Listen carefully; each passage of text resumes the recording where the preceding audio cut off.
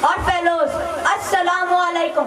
جناب نے کہا کہ یہ سکتا پاکستان ہے، لیکن یہ سکتا نہیں ابھرتا پاکستان ہے۔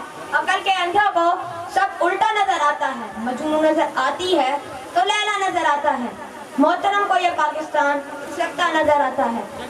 یہ جذبات میں تالیاں بجاتے ہوئے لوگ سکتے ہوئے نظر آتے ہیں۔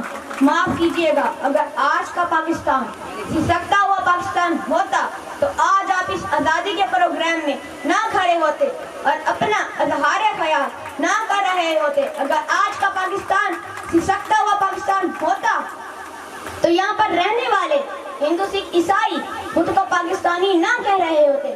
جناب اعلیٰ محترم کو یہ بتانا ہے کہ دو روٹی کھانے والا، تندور لگانے والا، رکشہ چلانے والا سب کرنے کے باوجود اعلیٰ تعلیم حاصل نہ کرتا، اعلیٰ تعلیم حاصل کر کے پہلی پوزیشن حاصل نہ کرتا، اس لیے یہ سکتا نہیں ابھرتا پاکستان ہے۔ مانا کہ دشمن بھی کم نہیں، لیکن ہماری طرح سے ہتھیلی پہ جان تھوڑی ہے، جو ہمارے منہ سے نکلے وہی صداقت ہو، ہمارے منہ میں تمہاری زبان تھوڑی ہے سبھی کا خون شامل یہاں کی مٹی میں، ہے سبھی کا خون شامل یہاں کی مٹی میں، کسی کے باپ کا پاکستان تھوڑی ہے۔